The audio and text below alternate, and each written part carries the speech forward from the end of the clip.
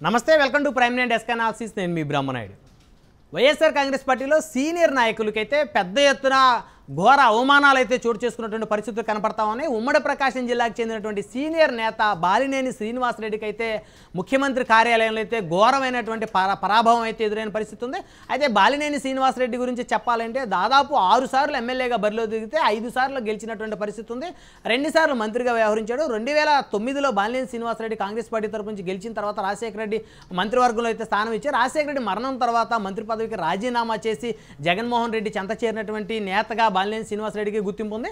అయితే తదనంతరం 2014లో ఒక్కసారి మాత్రమే ఓటమి చెందినటువంటి పరిస్థితి ఉంది. దాదాపు అటు చూస్తే 1999 నుంచి కూడా 1999 అదేవిధంగా 2004 2009 ఎన్నికల్లో వరుసగా బాలినేని శ్రీనివాసరెడ్డి గెలుస్తూ వచ్చారు. 2014 ఎన్నికల ఓటమి పాలేరు. 2012లో బై ఎలక్షన్స్ ఏదైతే ఉన్నాయో బై ఎలక్షన్స్లో జగన్మోహన్ రెడ్డి తరపు నుంచి వైకాపా అభ్యర్థిగా పోటీ చేసి గెలుపొందారు. 2019లో కూడా మళ్ళీ గెలుపొందిన పరిస్థితి ఉంది. అలాంటి బాలినేని శ్రీనివాసరెడ్డి జీవితం అంతా కూడా వైఎస్ఆర్ కుటుంబం కోసం పెద్ద ఎత్తున త్యాగం చేశారని చెప్పుకోవచ్చు. ప్రత్యేకంగా చెప్పాలంటే బాలినేని శ్రీనివాసరెడ్డి రాజీనామాతోటి మంత్రి పదవికి ఎప్పుడైతే రాజీనామా చేశారో కాంగ్రెస్ పార్టీలో రాజశేఖర రెడ్డి మరణించిన తర్వాత ఒక్కసారిగా జగన్మోహన్ రెడ్డి పార్టీకి జగన్మోహన్ రెడ్డికి ఒక వెయిటేజ్ని పెంచిన నేతగా బాలినేని శ్రీనివాసరెడ్డిని చూడొచ్చు. ఆ రోజు కనుక ఉమ్మడి ప్రకాశం జిల్లాలో బాలినేని శ్రీనివాసరెడ్డి కనుక రాజీనామా చేయకపోతే ఖచ్చితంగా వైఎస్ఆర్ కాంగ్రెస్ పార్టీ కమ్మ సామాజిక వర్గానికి కంచుకోటగా ఉన్నటువంటి ఉమ్మడి ప్రకాశం జిల్లాలో ఏమాత్రం ఎదిగేటువంటి పరిస్థితి అయితే ఉండేది కాదని చెప్పొచ్చు. అలాంటి బాలినేని శ్రీనివాసరెడ్డిని ప్రస్తుతం అధికార వైఎస్ఆర్ కాంగ్రెస్ పార్టీ అధిష్టానం అయితే పెద్ద ఎత్తున అవమానాలు గురి చేస్తూ ఉంది. అయితే గత 3 రోజుల నుంచి కూడా బాలినేని శ్రీనివాసరెడ్డి అటు తాడేపల్లిలోని మా ముఖ్యమంత్రి కార్యాలయానికి చేరుకున్నటువంటి తరుణంలో దాదాపు సోమవారం నుంచి కూడా ముఖ్యమంత్రి అపాయింట్మెంట్ కోసం ఎదురు చూస్తున్న సమయంలో సోమవారం ముఖ్యమంత్రి కలుస్తారనేటువంటి విషయాన్ని అటు విజయసాయి రెడ్డి చెప్పినటువంటి తరుణంలో సోమవారం నుంచి కూడా దాదాపు వరుసగా 3 రోజుల పాటు కూడా బాలినేని శ్రీనివాసరెడ్డికి ముఖ్యమంత్రిని కలిసేటువంటి అవకాశం లేకుండా పోయింది. అయితే బాలినేని శ్రీనివాసరెడ్డి ప్రధానంగా ఉన్నటువంటి ప్రపోజల్స్ అయితే ఉంటాయో మాగుంట శ్రీనివాసరెడ్డికి ఖచ్చితంగా ఒంగోలు ఎంపీ టికెట్ ఇవ్వాలనేటువంటి దాని మీద అయితే పెద్ద ఎత్తున అయితే పట్టుబట్టారు.